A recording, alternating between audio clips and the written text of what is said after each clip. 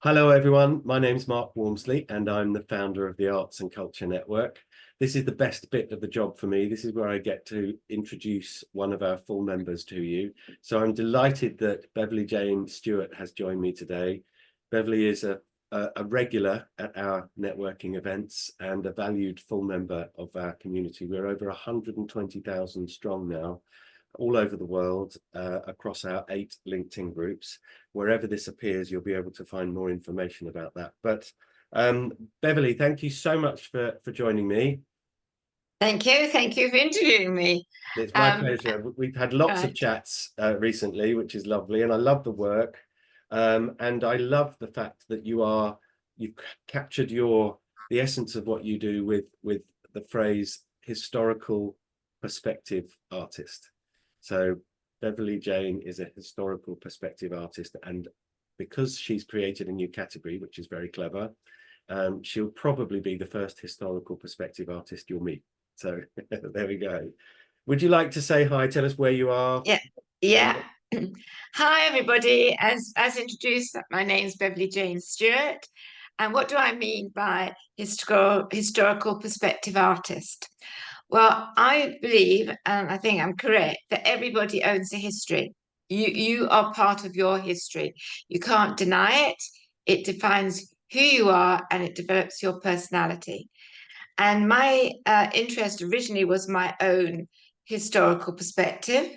And then I've now spread it in to understand other immigrants, other people that find it difficult when they have to leave a country and come to a new place.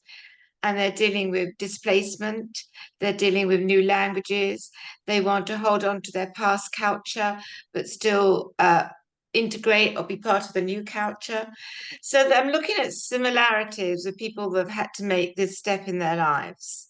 And my interested in the psychology of personalities and contributions came from being a teacher in difficult areas. So I'm a trained art teacher. I got a degree from London University. But in a classroom, the kids are going to listen to you just because you're a teacher and you're in front of them in the class or working with them. So every child, you have to understand their personality, how you're going to connect them, and how you're going to make them motivate and listen to your ideas to relate to you. And that brought me a lot into the understanding of personalities and the history that affects it. And now I've applied that to a wider situation in society generally. And my new work in particular is very strong on this because I'm moving into more a generic place. So I do mixed media. I'm a printmaker and a painter. But as a painter, I'm quite innovative. So I use wood and engrave on wood, which is called pyrography, and mix that with the past. I've done it also with raw and primed canvases because I prime my own canvases and investigate how the canvas is made, what fibers are used, what the weave is like, so that I can work it for my compositions. And that's led me to my new work, which is experimenting with canvases. I have worked out a system where the past is actually dyed and not painted, and the present is painted. So that gives what happens when you dye a fabric and it's the right sort of canvas for you, it makes that picture transparent. So when you now have a transparent image of the past, you then contrast it with an opaque picture image, which is painted. And now I'm working with light boxes. So the transparent part really lights up the past. I'm working a lot at the moment by the docks because that is where loads of immigrants come through. So obviously the East End, it's also dealing with Canary Wharf, Trinity Boyle, all around that area, and looking at where these people have originated from. So I've looked at how the slave trade was formed and how that linked up with Britain. I'm looking at the Windrush and how people came over with certain expectations, a Bangladesh community. And interwoven that is my own history as a family from an immigrant background, which was I'm Jewish, and it was from that journey. So at the moment, I'm doing present work doing on Britain, but I have done this story in Romania and that was first shown in Israel, and it started off the Artist House as a solo exhibition. It was taken up by the Romanian embassy because of its success, and then it ran and ran, extended it longer than they usually do for an exhibition. And I got a lot of press from the papers on this exhibition. It was then taken on to London. Now, London was difficult because there was a changeover of diplomats, and the new diplomats grouping didn't want to honour the old one. But I had to fight the contract, and eventually they honoured it. And then they were upset because it was, again, so successful. And I wasn't dealing with I was dealing with Jewish history, but not the history of the Holocaust in this section of work. It was more on a positive note of what you've lost because the immigrants have left, the Jewish people left, and the legacy that was left. So some of the synagogues were left. They weren't destroyed, but they dilapidated because the communities had moved. So they moved to Israel and then went on to America and other places in Europe. So it's that journey of people having to have displacement and with the contribution people give to those countries, the legacy they leave and how they move on. And that's been very successful in Romania. I'm hoping to do it in other countries. I'm going to the States in the spring to see that journey. And I have been involved with an award-winning writer who's also been researching this work, this type of work. And I've done the covers of the work, giving the book another identity because I have a distinct style. And yeah, it really has grown. And I'm very excited by my new project. That's great. Thank you for that. Let's have a quick look at some of the work, shall we? I'm going to share my screen and pull up your Instagram so that I can show people some of the work, some of which is behind you, of course, there. Yeah, yeah. Yes, I'm in my studio. Okay, let's show everyone. Can you see this all right? All right. Yeah. There we go. So if So you'd like to yeah, the explore, top on the top row, you focused on the middle one, it's quite interesting, and the one after that. there we go. This is you at Yeah, work. so this was a reel.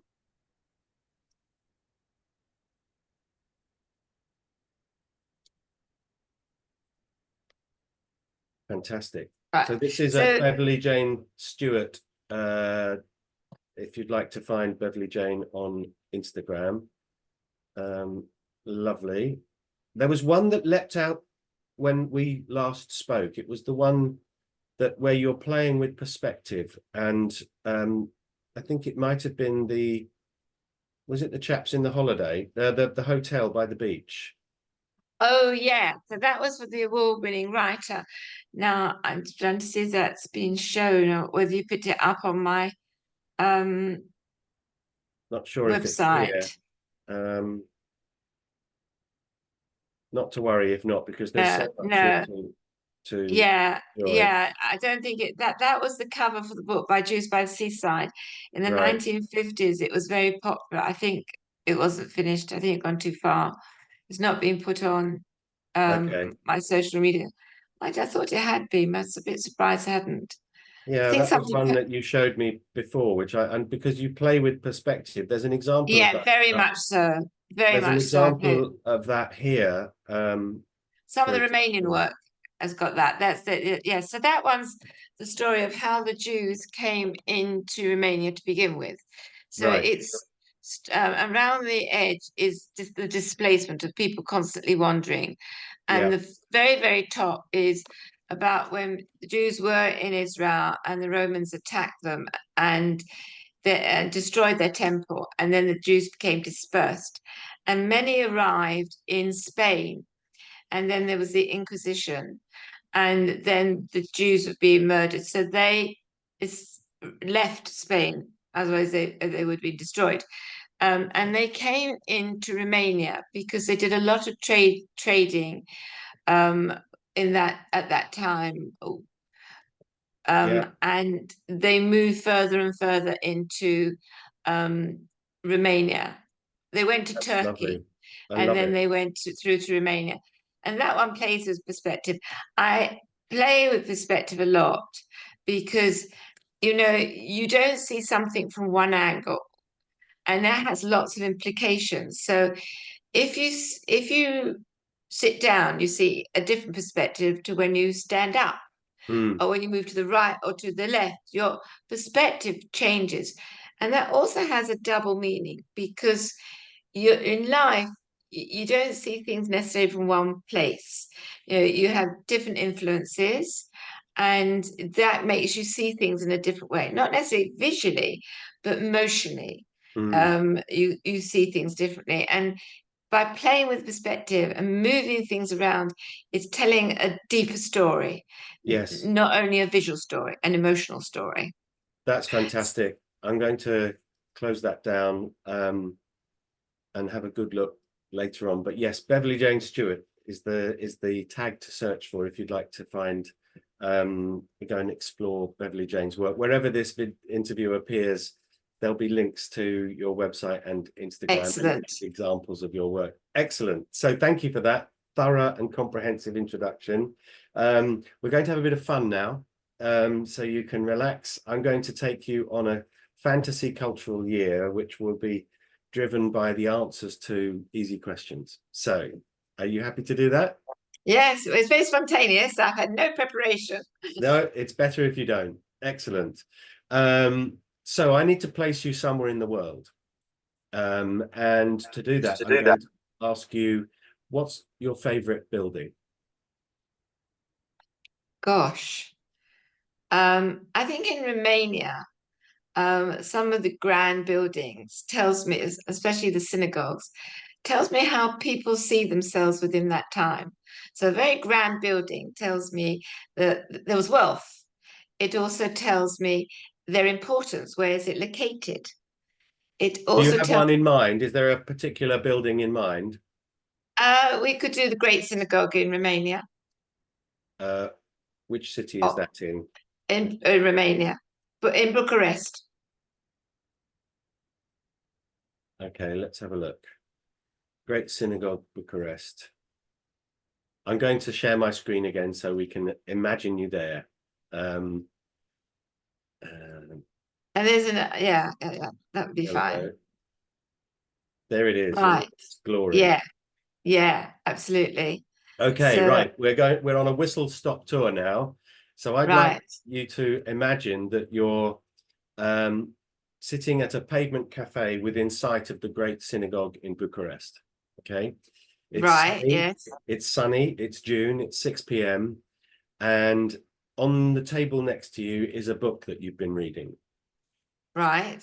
It can be your favorite book. It can be a new discovery. It could be a book that's changed your life. It could be a book that saved your life. What book would you have next to you? If you were to talk about a book that's really altered my life, I would say there was a book written called Feel the Fear, but Do It Anyway. Love it. I've heard of that. I can't remember the name of the author, but No, I can't either. And um, that book has changed my life because whenever you feel in doubt of your self-confidence, it encourages you to take control. yeah, And if the biggest thing to take control is action. yeah, Don't sit there thinking I can't move on or the world's against me. This book makes you think in positive ways. I love And that. when you're It's reminded me of a couple of sayings, but don't let perfect be the enemy of the good. And you yeah, should always regret things you did in life, not the things you didn't do. So all excellent. right. Wonderful. Okay, now there's a drink on your left, um, Right. and it's 6 p.m. It's sunny. It's June. What's the drink? I'm sorry, it's very unimaginative because I don't drink alcohol. It would be a Diet Coke. Nice. I would have a rum in mine, but you don't have to Uh, have rum in yours. no, unfortunately, I have an allergy. I have a reaction to alcohol. Oh, I have to say it's a medical thing rather than a social thing. right. Now you're feeling rather pleased with yourself because you've just come from a meeting inside the synagogue with a wealthy local family who want to fund you to do some research into the art relating to displaced communities. They've seen your work. It's a year-long trip. It's extremely well paid. It's first class all the way, expenses covered. You'll get a book Well, deal out of it and a TV show. Okay. perfect. I'm on a high. Go on. All you need to do is to decide which country you'd like to spend that research year in. Well, if I reflected backwards, then I would know where my journey would lead to. But if I think about going forward, I would go for the States Okay, because I've right. never been to the States, which is one reason. Hmm. Also, there's a lot of history of people coming in, especially into New York, working with the museums, interviewing people as a fresh topic and very multicultural. Yes, wonderful. Which city would you like to be based in? New York. New York, right. You're on the plane. Okay. All your personal admin has been sorted out. Friends and family can come and visit you. A group of people have been assigned and detailed to welcome you when you get there. You're up on you're on the plane. You turned left when you got on the plane, so you're first class. Great. The steward comes to you with a Diet Coke and a note from the Wealthy Family Foundation who are funding your trip. And they want to study you a little bit. And the first thing they'd like you to do is to limit your musical listening to one very specific genre of music for 12 months, to the exclusion of all else. So if you had to do that, what very specific type of music or genre would you choose? Well, what I like listening to when I'm working on the computer, not when I'm painting, but when I'm working on the computer, is instrumental music because it has no sounds to divert you. So Okay. I often love instrumental music with mixed instruments. Okay. So that would be where I'd be targeted. Okay. Does it tend to be classical or No, it tends to be modern. I say modern classical rather than traditional classical. So if okay. you look at films and things that are produced, like The Showman, for example, so you won't get the words, just get the music, but it's a fairly recent Nice. I like production. that. Yeah. That's clever. Excellent. Okay. That's your musical listening for the year. Now you get to JFK airport, and there is a group of young people holding your name up on a card. Um, and they whisk you into a limousine outside the airport. They take you to the most amazing loft apartment in Greenwich Village, in New York, which is yours. You've got staff, you've got a helicopter, and you've got a car Wow. at your disposal. Now they said, right, we'd like to take you out to a dance performance this evening and then out to dinner. So they're going to sort of ease you into New York society. And now, because this is a fantasy cultural year and I can wave a magic wand, you can watch any dance performance you like, any Gosh. dancers, living or dead, any dance group, any dance style. What dance performance would you enjoy for a couple of hours? I think it'd be something traditional like ballet because Okay, it's very soothing, the smoothness of movements and that, and it's what I'll be most familiar with. I okay, don't know if it was the best choice, but it's where I would have more connection with in familiarity. perfect. You can have a wonderful ballet at the Met in New York. Right. There we go. Um, Now, what about dinner afterwards? Now, New York is awash with different cuisines and different nationalities. What national cuisine would you opt for dinner? I like um Middle Eastern Okay, food, actually. I like excellent. the play of the salads, they're more experimental, I think, anyway. And Well, in our fantasy world, there's a modern fusion Middle Eastern restaurant that's won awards left, right, and center. So we'll take you there. There we go. Now, it's sport day in New York tomorrow, Saturday potentially. and many people believe some sports constitute performance art. So, what sport would you like to go and watch for a couple of hours in It'd New be York? tennis. Tennis. I love watching tennis. Yeah. I used to play tennis. I love watching it. I understand the skill of the game and I can identify with it. And do you prefer to be on the net or behind a player while you're watching? Um, I would imagine behind a player. Yes, because then you're not doing this all afternoon, Yeah, are you? Yeah. exactly, Okay. exactly.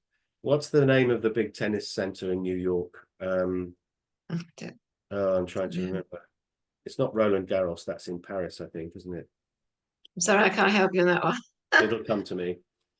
Excellent. So that's and now next Sunday is there is a new digital art gallery in New York in my fantasy world, in which you can put a virtual reality headset on and Yeah, I've been to one of those. Yeah, step into the art, the work yeah. of the artist.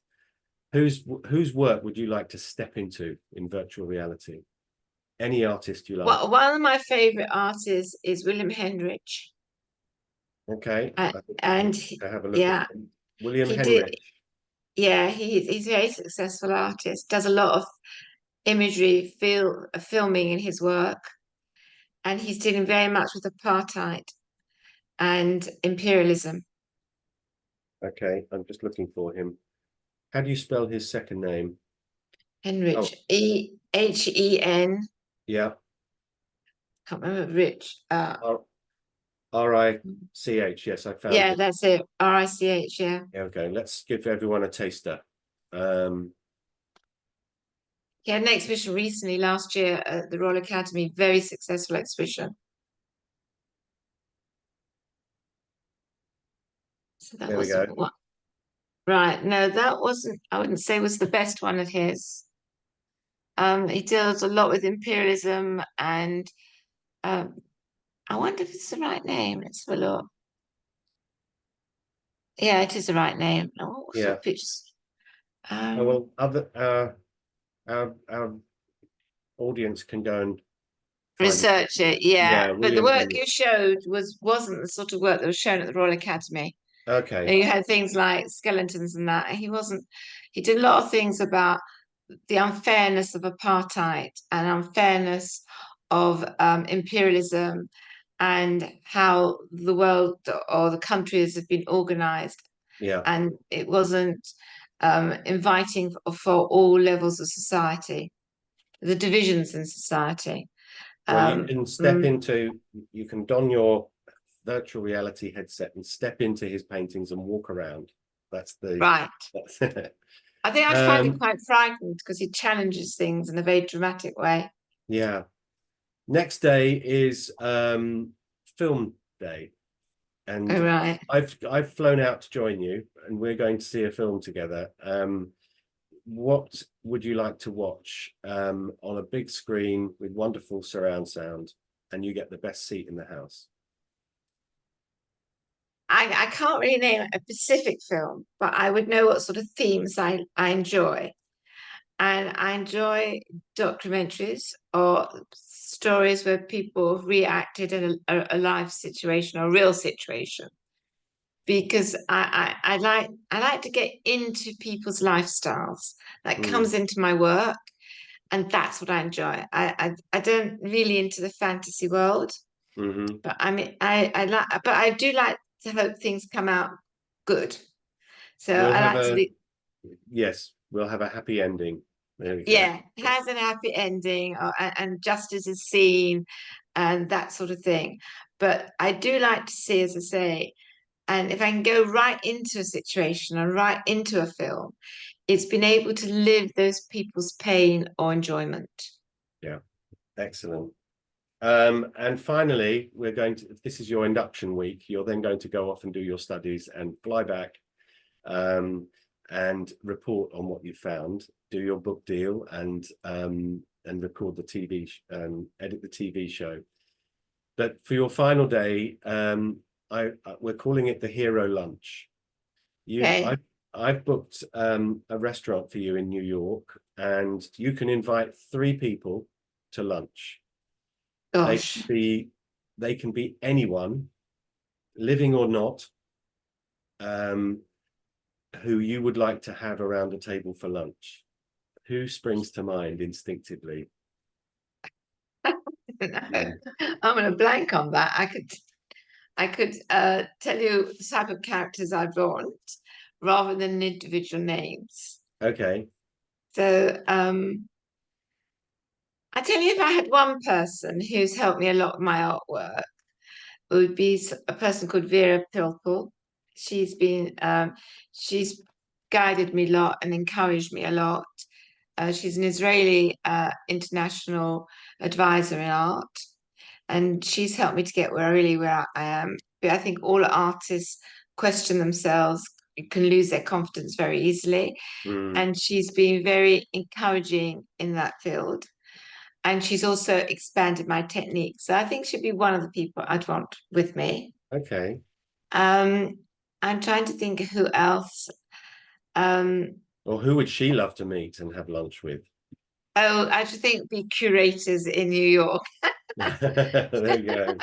I'm sure it'll be on that sort of field. Yeah, And I would agree excellent. with her on that one. Fantastic. Beverley Jane, thank you so much for doing this. It's been a real eye-opener, which is lovely. I hope you've enjoyed your fantasy cultural year. Yes. Um, If only it was a somebody reality. I know, one of our other members said, please, Mark, start a travel agency so I can do this. So wherever this appears, there'll be links to Beverley Jane's work and LinkedIn and Instagram and website. But for the time being, Beverley Jane, thank you again for being one of our full members. Thank you for being such a regular at our networking events that we do on Zoom, and our face-to-face ones. We'll publish this so that this will go on our YouTube channel, our SoundCloud Oh, channel, amazing. our podcast on Spotify. We'll write a profile about you for the website, and then we'll promote it to the 800,000 monthly users of our LinkedIn group. Wow. Plan. And thank you for letting me join you, and how interesting I have found it and how varied, which is great. Excellent. Thank you very much, Beverley Jane. Okay, all the best.